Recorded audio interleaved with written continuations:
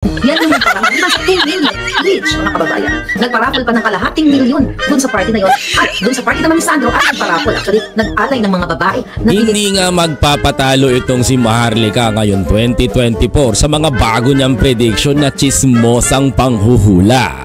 Piruin nyo, simula noong 2023 sa 10 predict niya sa social media, 11 ang naging mali niya. Mukhang plano na nga talagang magpalit ng karir sa pagiging chismosa nito ni Maharlika at eto, gusto na atang palitan si Ruby Baldwin at si Joy Costura.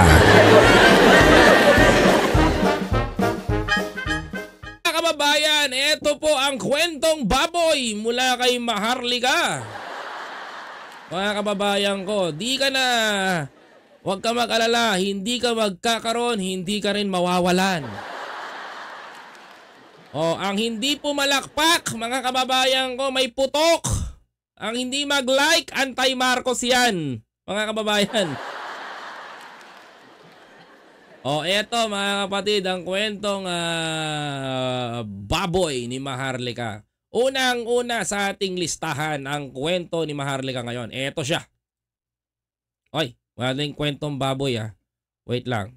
Yung kwentong baboy talaga no. Alam mo, inaabangan talaga tong kwentong baboy. I don't know what's the reason Bakit tuwan-tuwa sa kwentong baboy yung mga kababayan natin.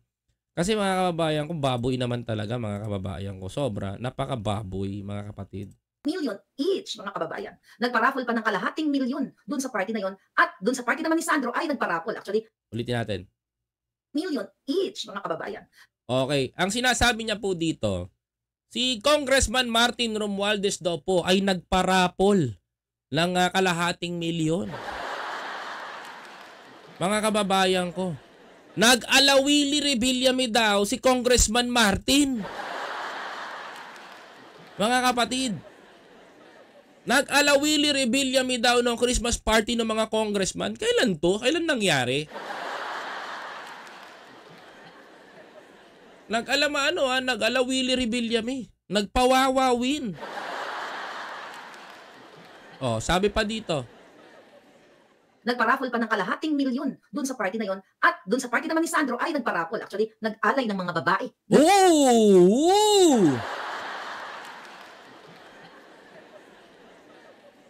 Kong Sandro Marcos, mga kababayan, ito po ang bagong hula ng manghuhula ng bayan ngayon, si Maharlika. Si Congressman Sandro Marcos daw po ay di umano ay nagparapol daw ng babae. Oh my God! Mga kababayan, patindi na po ng patindi ang revelasyon, mga kababayan ko, sa sinasabi nito ni Hitad. Patindi na po ng patindi. Grabe na to, mga kababayan ko. Biruin nyo, nagpaparapol na ng chicks si Congressman Sandro Marcos. Mga kababayan ko, grabe na naririnig nyo Binili din ni Sandro, di ba? Binili din ni Sandro. Million each, mga kababayan. Nagparapol pa ng kalahating milyon dun sa party na yon. At dun sa party naman ni Sandro ay nagparapol. Actually, nag-alay ng mga babae. Nag-alay ng mga babae pala. Ito ang tanong nating matindi, mga kababayan ko, sa topic niya. Meron bang katotohanan ng sinasabi nito ni Hitad? Mga kababayan ko. Kasi kung may katotohanan to, mga kababayan ko, mapapaisip na naman tayo mga Pilipino, baka binubudol na naman tayo. Biruin nyo, mga kababayan ko, sumablay sa pulburon issue until na walang maipakita. Diba? Totoo. Sinabihan si First Lady Lisa na sangkot sa smuggling kasama si Michael Ma. Until now, walang ebidensya.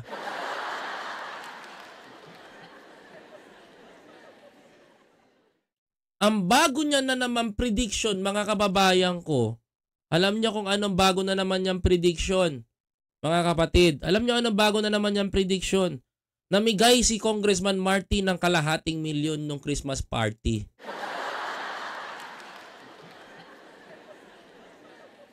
Mga kababayan, At eto pa, may bago pa rin siyang prediction ulit mga kababayan ko. May bago pa siyang prediction. Si Congressman Sandro Marcos daw po mga kababayan, di umano'y nagparapol ng chicks. Grabe naman talagang prediction na to. Hindi pa kayo madala. Binili din ni Sandro, di ba? Nakita niyo to mga kababayan, pera niyo to. Anong pera nyo to? Wala pa ngang pinapakita. Pera nyo to? May taglay din talaga to, no? May taglay. Piruin nyo, sasabihin niya, pera nyo to? Bakit? Meron ba siyang pinakitang ebidensya para sabihin namin, masabi namin na pera natin to?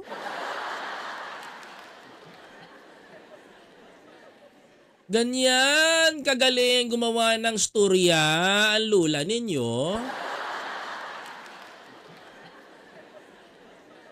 Wala ka nang maluluko dito. Wala kang maipakitang ebidensya. Magsabi ka si Sandro na namigay, nagparapol ng babae. Si Congressman Martin namigay ng kalahating milyon. Piste ka, wala kang maipakitang video. Lakas mo magsalita, ni isa wala kang maipakita. Kwintong baboy ka eh. Di atay? Piste? Walang maipakita? Until now, walang maipakitang video?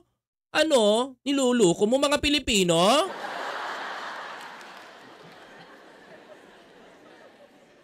Sinong niluko mo dito ha? Kami mga Pilipino, kanina nanonood ako sa iyo. Sabi ko ilabas mo sa social media yung pulboron saka ko maniwala sa iyo. Paratang mo ng laki ng mata mo nung makita mo ko sa channel mo.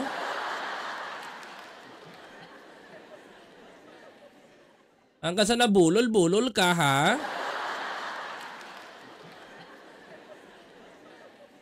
Oh? 2 million isa, samantalang kayo, mga palangga, ngayon mga nakaratay ang pamilya niyo sa mga mahal niyo sa buhay sa ospital. Bakit? Paano mo nalaman nakaratay sa ospital yung pamilya namin? Nabuang ba to? Nabuang na ata to, nakaratay daw sa ospital ang mga kamag-anak namin? Kanina, nagpaparapol si Sandro ng babae, namigay si Congressman Martin ng pira, na tigkakalahating milyon. Ngayon naman yung pamilya namin nahulaan mo nakaratay sa ospital.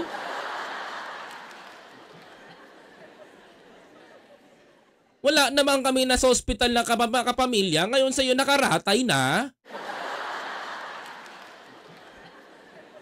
Makasunod na hula mo, nagamatay na sila. Mga kababayan. Pisti ang pingsting yawa to, uy. Oh?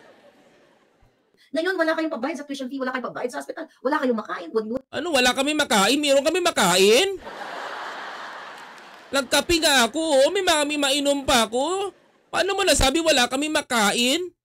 Lahat ng mga kababayan namin may nakakain. Ay, naku, pasok nyo to sa mental.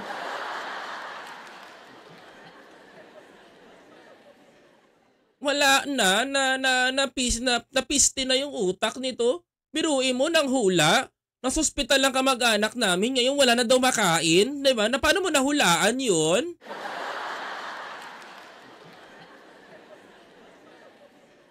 Kwintong baboy ka talaga, oh. Saan ka makakita? Magstorya ka ng sandami. Nasabihin mo na, muna nakaratay na yung kamag-anak namin sa ospital. Wala na kayong pan-tuition. Bakit? Kasali ka ba sa pamilya namin? Diba? Paano mo nasabi na wala kang pan-tuition sa anak ko? Pulipid ako. Pulipid ako sa eskwelahan nila. Bayad na nung una pa. Tapos sabihin mo wala kang pan-tuition. Paano mo nalaman? Tsaka paano mo nasabing pira na ang taong bayan, yung mga pinamparty nila, kasali ka ba doon? Hindi ka naman congressman?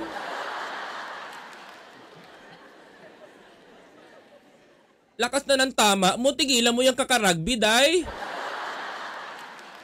Hindi nakakatulong sa utak mo ang pagsingot ng rugby. Tigil-tigilan mo yan sa US, ha? Sira na ata tuktok nitong tao na to. Bigyan nyo nga ng makakausap. Yung matino, wag lang si Troy, hindi pa nagpaputol yun eh. Grabe oh, tingnan nyo. Hindi kayo nakapag-Noche Buena at nakapag-Media Noche. Oy, nakapag-Noche Buena kami. Oh, tignan mo to, oh. Kwentong baboy talaga, oh. Ngayon, mga nakaratay ang pamilya niyo sa mga mahal niyo sa buhay sa ospital. Ngayon, Nakaratay ang pamilya nyo sa ospital. wala kayong pambayad sa tuition fee, wala kayong Walang pambayad sa tuition fee. pambayad sa ospital, wala kayong makain, hindi kayo nakapag-Noche Wala daw makain. Buena at nakapag-Media Noche. Hindi daw nakapag-Noche Buena, di nakapag-Media Noche. Kasali ka ba sa pamilya namin nga? Mga palangga? Kasali ba sa pamilya nyo to, mga palangga? Nakikain ka ba sa amin? Hindi ka man naman nakikain? Wala ka naman dito sa hapagkainan sa amin. Paano mo masabi hindi kami nakapag-Media Noche? Nabaliw na to, Diyos ko po. Patnubayan ka ng Diyos sa ginagawa mo, day.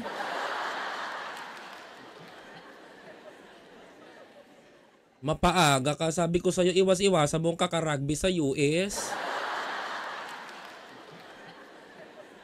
Sabihan mo, rugby girl ka naman talaga sa US. Tantan-tantanan mo kasi yan, day. Hindi nakatulong sa iyong utak. Yan, mas stress ka lalo kakaintindi kay Bongbong.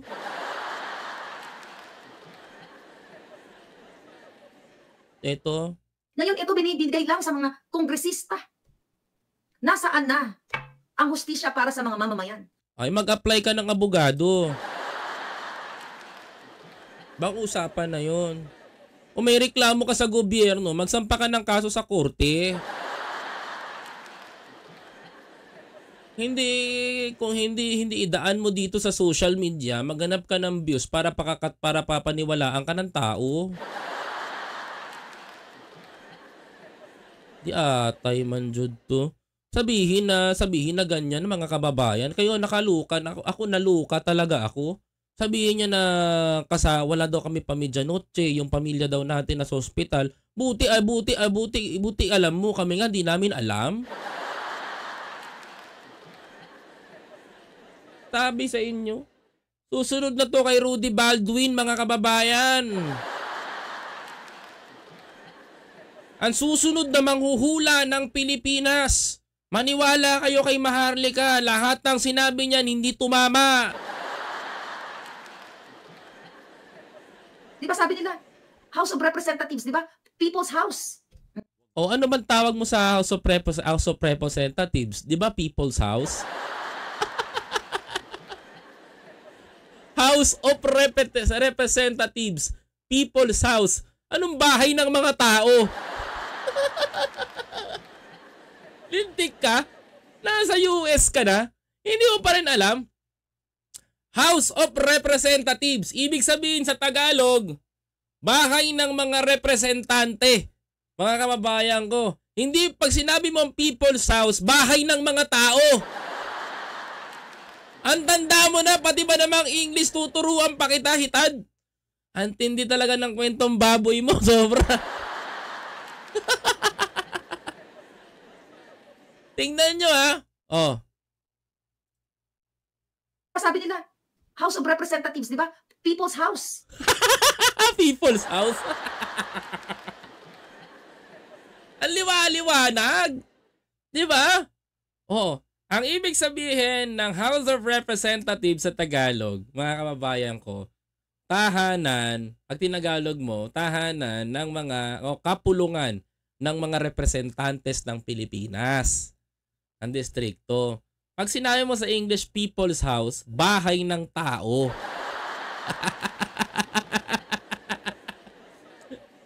Tuwan-tuwa naman yung mga... Tuwan-tuwa naman yung mga...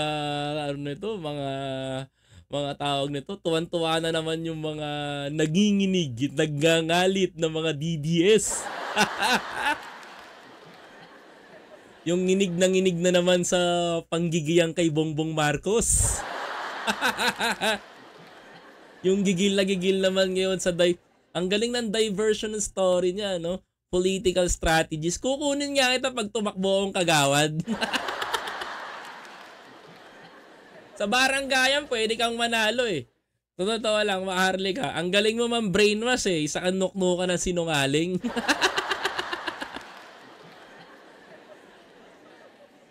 Diba? Pinasok pinasok nito yung ganyan, mga kababayan. Kung imaginein mo, magsasalita ka sa social media, paratanga mo yung house speaker na migay ng kalahating milyon, nagparapol. Si Sandro, sa party niya daw kamo, may parapol daw na babae. Biruin mo, mapaisip ka, magkaibang lugar yung pinangyarihan kay Sandro. Magkaibang lugar yung pinangyarihan kay Martin. Biruin mo, napagsama mo yun ng isang araw, ang talino mo.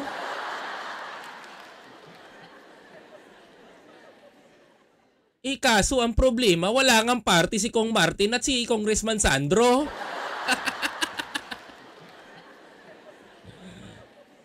Pinag-isa na nga lang sa Malacanang yung Thanksgiving, hiniwalay pa yung congressman, tas sabihin mo mag-party? Kaluoy man jud tong si Hitad. Dili na nakapag-isip ng maayos na buang. Nabuang kaka-bum-bum-bum dun sa kanyang juwa.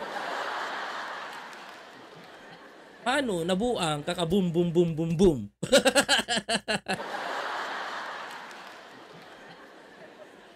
Sabi ko sa'yo, dahil tigil-tigilan mo yung kakasulbent. Kasi hindi makaganda sa utak mo yan, natuyo ka tuloy. Oh, warning sa lahat ng mga batang nanood sa akin ha. Rated is PG. Huwag tularan si Kuya Koy. Sadyang maluko lang talaga tong host ninyo. Oh, isa pa lang yan sa kwentong baboy ni Hitad.